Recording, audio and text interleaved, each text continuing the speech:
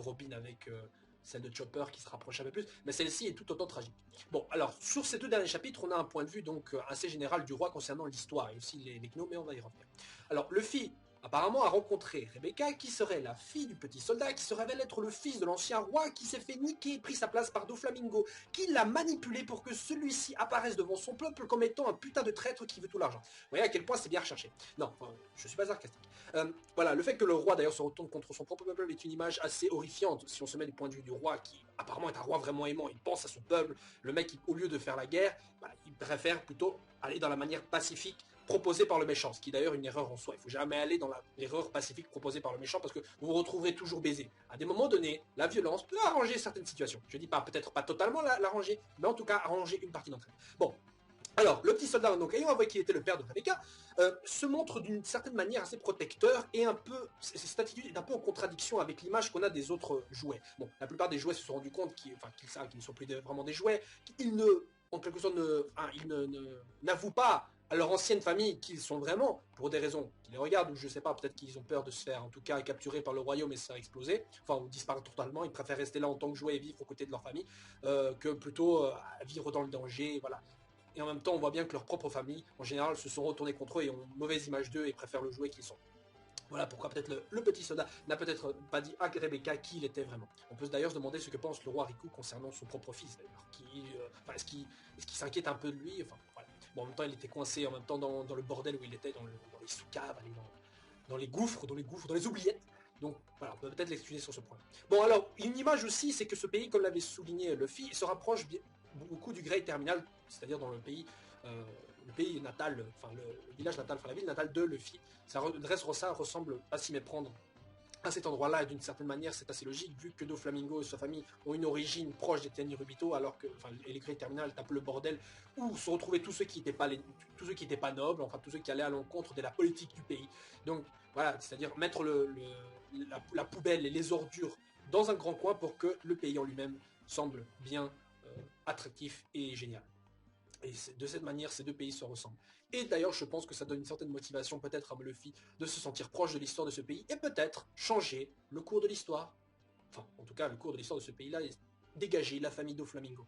Bon, alors, comme on l'a entendu d'ailleurs concernant les gnomes, apparemment qui étaient à la base à la recherche de ressources, ils se sont fait donc trouver par des humains, et on sait comme quoi les humains dans les histoires sont toujours des méchants qui veulent tout détruire. Alors, ils se sont bien retrouvés baisés, cependant, il y a un petit pays voisin, Dressrosa, qui leur a dit, oui, on vous procure des ressources, tout ça, on vous procure ça, mais en échange, vous allez devoir bosser un peu.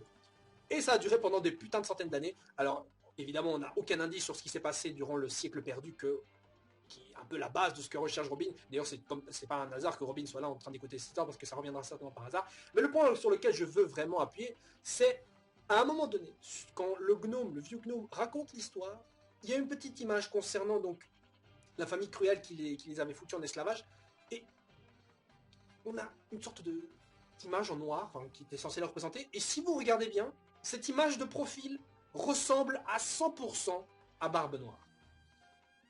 Le même nez, la même langue qui sort quand il rit, vous voyez, à cette image, tout ce que vous avez à faire, c'est ajouter le petit son du rire dans l'animé de Barbe Noire, voilà, vous ajoutez ça et vous avez Barbe Noire. Alors, est-ce que ce serait une sorte d'indice pour vous dire que Barbe Noire a un lien avec les anciens nobles qui ont foutu le pays beaucoup de gens en esclavage, dont les gnomes? C'est possible, c'est totalement possible, et ça d'ailleurs rajouterait une sorte de parallèle avec Luffy qui lui veut le libérer et qui lui-même, Luffy aurait alors peut-être une ascendance sur sur les anciens rois, peut-être quelque chose qui s'est passé en tout cas durant le siècle perdu, un lien peut-être avec le Di, hein, peut-être un lien avec le Di qui peut-être parle des anciens rois de l'époque qui ont été dégagés ou qui ont disparu, allez savoir comment, pourquoi. Donc c'est un élément très très important et c'est même beaucoup trop flagrant pour qu'on puisse pour qu'on puisse fermer l'œil là-dessus. Donc on en reviendra par la suite, mais pour l'instant on n'a pas vraiment d'éléments. Bon, concernant l'histoire du roi Riku, on n'a pas, je veux dire, il n'y a pas vraiment grand chose à dire. C'est vraiment horrible ce qui se passe. Doflamingo est un vrai enculé. Enfin, il apparaît toujours avec son petit sourire, tout ça, comme s'il était sympa et tout, alors qu'en fait c'est un véritable enculé, ce maître. Donc tout ce qu'il a fait, c'est retourner le peuple contre son roi, et lui se présenter là comme étant le héros qui va redresser la situation, et on voit bien que ça a bien fonctionné. D'ailleurs, lui-même a réussi à prendre possession du pays grâce à ses 4 hommes de main, l'un des 4 étant peut-être d'ailleurs le mec qu'on avait aperçu et qui a transformé l'un des mecs qui était dans les oubliettes en jouet, en singe, en jouet singe là.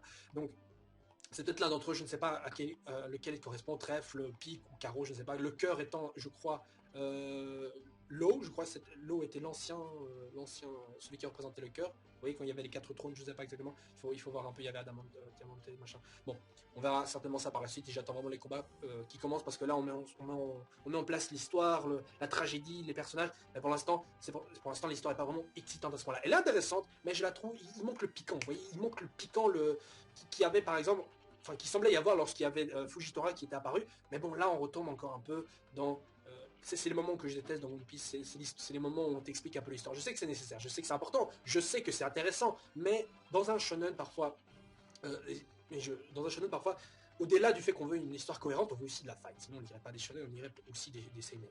Bon, euh, je ne dis pas non plus que l'histoire, je ne dis pas ici que c'est une erreur de ne pas le faire. Évidemment, c'est propre à One Piece et c'est une bonne chose et c'est pour ça que One Piece a encore sa légitimité et sa cohérence dans son histoire, c'est une très très bonne chose et je l'encourage à aller dans cette voie-ci, évidemment. C'est pour ça que One Piece pour moi est un très bon shonen, peut-être objectivement l'un des meilleurs, mais sur un point de vue subjectif, je ne suis pas tellement d'accord. Enfin, et là on retourne dans les goûts, les couleurs. Certains diront, oh, mais ils préfèrent Fairy Tail ou Naruto, Bleach, je ne sais pas, est-ce qu'ils préfèrent des anciens mangas à la Death Note. Ouais, ça c'est au goût de chacun, mais je n'aime pas trop ce genre de développement qui est assez lent, je trouve, avec beaucoup d'éléments intéressants, mais assez lent. Bon, pas aussi lent qu'est l'animé de One Piece, qui lui, pour moi, personnellement, je ne regarde même plus.